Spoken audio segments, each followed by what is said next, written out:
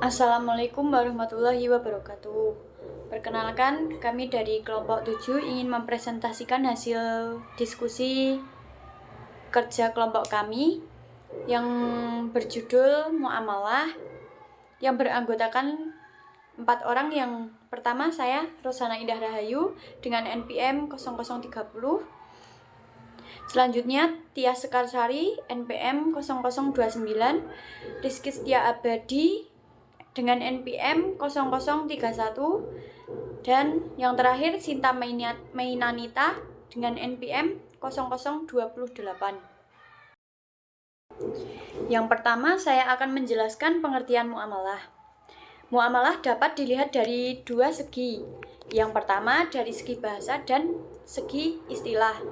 Secara bahasa, muamalah berasal dari kata amal, yang artinya timbangannya atau wazannya. Wazannya ya fa'ala, yang artinya saling berbuat dan saling mengamalkan, menurut H.M. Junus Ghazali tahun 2003. Kata muamalah juga dapat berarti berinteraksi dengannya dalam jual beli atau hal lainnya, menurut Ahmad Mukhtar Umar di tahun 2008. Sedangkan menurut istilah, muamalah adalah kegiatan yang mengatur hal-hal yang berhubungan dengan tata cara hidup sesama manusia untuk memenuhi kebutuhan sehari-hari. Kemudian, muamalah dapat dibagi menjadi dua macam, yaitu pengertian muamalah dalam arti luas dan muamalah dalam arti sempit. Pengertian muamalah dalam arti luas dijelaskan oleh para ahli sebagai berikut. Yang pertama, Al-Dimyati seperti dikutip oleh Hendi Suhendi berpendapat bahwa muamalah adalah menghasilkan duniawi supaya menjadi sebab sukses masalah ukhrawi. Hendi Suhendi di tahun 2005. Kedua, menurut Ibnu Abidin di tahun 1992 dalam kitab Rod al-Mukhtar ala al-Dar al-Mukhtar menyatakan bahwa muamalah terbagi ke dalam 5 bagian, yaitu transaksi keuangan, pernikahan, pertikaian, amanah, dan warisan.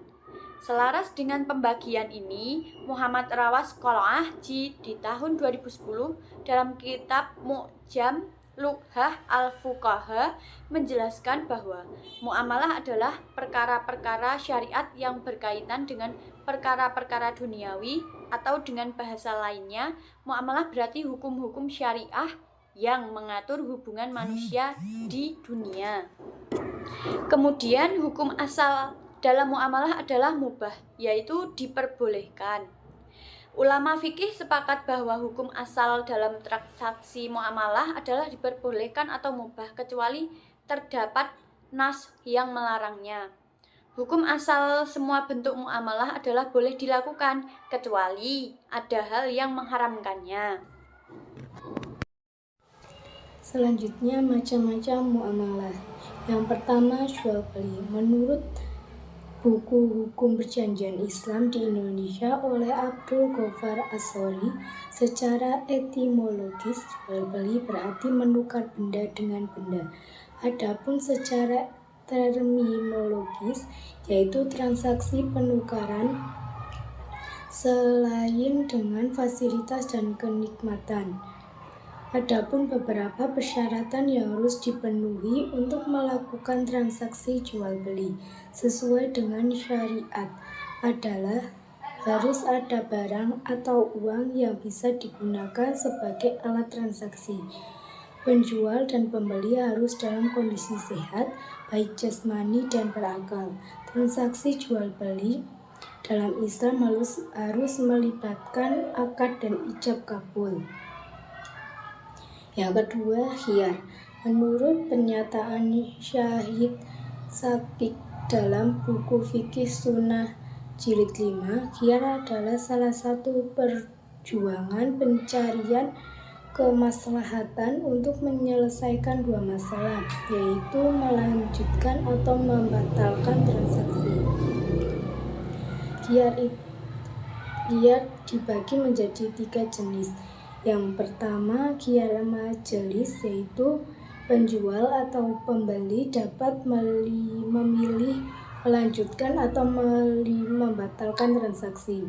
Kedua, khiyar syarat, yaitu transaksi muamalah dengan syarat yang telah disepakati kedua belah pihak. Terakhir, khiyar abib, yaitu transaksi muamalah di mana pembeli dapat membatalkan barang yang dibeli selama barang tersebut kondisinya masih seperti awal dibeli. Yang ketiga, mukhabaroh. Dari buku Hadis Ahkam Ekonomi oleh Iwan Pranama, muhabaroh adalah suatu kegiatan kerjasama antara pihak lahan dan pengelola dalam menggarap suatu lahan untuk pertanian maupun perkebunan agar produktif dan menghasilkan. Spesifikasi untuk membedakan mukhabaroh dengan akad kerjasama lainnya, benih atau bibit yang akan ditanam disediakan oleh pihak tanah. Yang keempat, muzaro'ah. Yusuf Qaradawi dalam bukunya Halal dan Haram dalam Islam menjelaskan bahwa muzaro'ah adalah perjanjian kerjasama pertanian di mana pihak tanah menyerahkan alat dan benih kepada yang akan menanamkannya dengan persetujuan tertentu. Dia akan mendapatkan hasil yang telah ditentukan, misalnya setengah atau sepertiga atau sebagainya sesuai kesepakatan. Yang menyediakan benih atau bibitnya adalah pengelola lahan. Yang kelima, musohah. Dr. Madini dalam bukunya Hukum Sistem Ekonomi Islam mengatakan bahwa musohah juga dianggap sebagai varian yang lebih sederhana dari muzaro'ah, di mana penggarap bertanggung jawab hanya atas penyiraman dan pemeliharaan tanaman. Sebagai gantinya, penggarapan berhak menerima persentase tertentu dari hasil panen.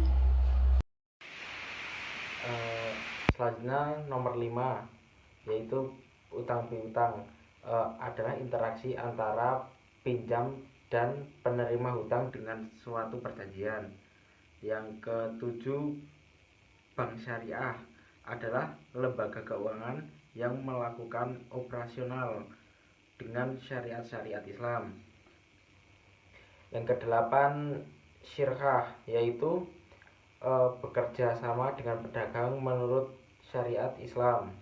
Yang kesembilan, ariyah, yaitu kegiatan pinjam-meminjam. Yang kesepuluh, ihyaul mawat, yaitu orang muslim yang pergi ke tanah yang tidak dimiliki siapapun terus membangun suatu bangunan yang berguna. Sebelumnya perkenalkan dulu, nama saya Sinta Menanita dengan NPM 0028. Saya di sini akan melanjutkan materi selanjutnya, yaitu kaidah-kaidah muamalah.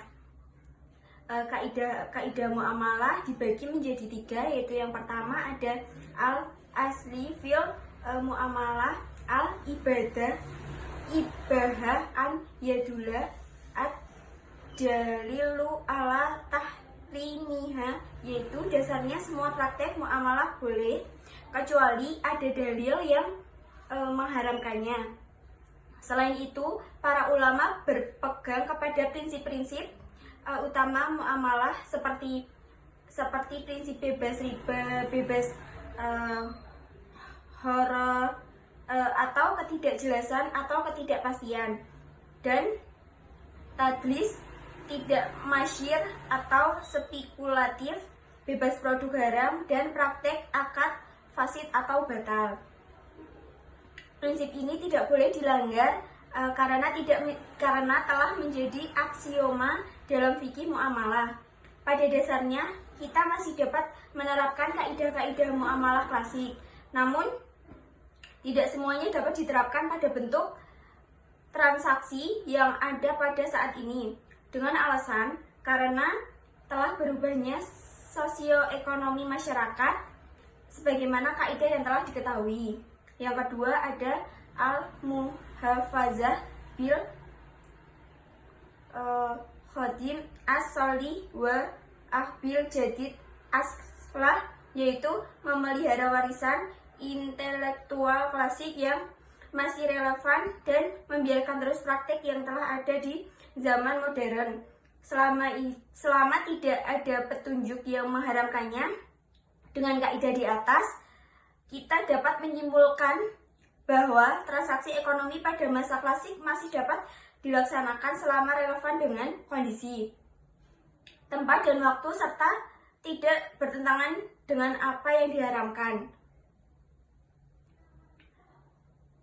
Dalam kaitan dengan perubahan sosial dan pengaruh dalam persoalan muamalah ini, nampak tepat analisis yang dikemukakan Ibnu Qayyim al-Jauziyah ketika beliau merumuskan sebuah kaidah yang amat relevan untuk diterapkan di zaman modern dalam mengantisipasi sebagai jenis muamalah yang berkembang. Yang ketiga, ada berubah dan bedanya fakta sesuai dengan perubahan tempat, perubahan zaman, kondisi sosial, niat, dan adat kebiasaan. Kesimpulan dari materi muamalah di atas yaitu muamalah adalah kegiatan yang mengatur hubungan dan interaksi antara manusia dalam memenuhi berbagai macam seperti jual beli, utang piutang, perbankan syariah, syirkah, ariyah, mukhabarah, muzara'ah, musaqah, dan ihyaul mawad. Dalam praktek muamalah terdapat beberapa kaidah yang perlu diperhatikan, yaitu antara lain yang pertama ada al-ashli fil muamalah al-ibahah an yadula ad-dalilu ala tahrimiha, yaitu semua praktek muamalah diperbolehkan kecuali ada dalil yang mengharamkannya. Yang kedua, al-muhafazah bil khodim as-soli wal bil jadid aslah, yaitu memelihara warisan intelektual klasik yang masih relevan dan membiarkan terus praktek yang telah ada di zaman modern selama tidak ada petunjuk yang mengharamkannya. Yang ketiga, berubah dan berbedanya fatwa sesuai dengan perubahan tempat, zaman, kondisi sosial, niat, dan adat kebiasaannya. Dengan memperhatikan kaidah-kaidah tersebut, kita dapat menerapkan prinsip-prinsip muamalah dalam kehidupan sehari-hari dengan memperhatikan kondisi, tempat, waktu, serta tidak bertentangan dengan hal yang diharamkan. Saran dari materi di atas yaitu pentingnya memahami bahwa praktek muamalah dapat beragam sesuai dengan konteksnya, namun tetap harus didasarkan pada nilai-nilai dan prinsip-prinsip Islam. Dengan memperhatikan kondisi, tempat, waktu, serta menghindari yang diharamkan, kita dapat menerapkan muamalah dalam kehidupan sehari-hari secara sesuai dan bermanfaat. Sekian presentasi dari kelompok kami. Semoga bermanfaat. Jika ada salahnya mohon maaf. Saya akhiri. Wassalamualaikum warahmatullahi wabarakatuh.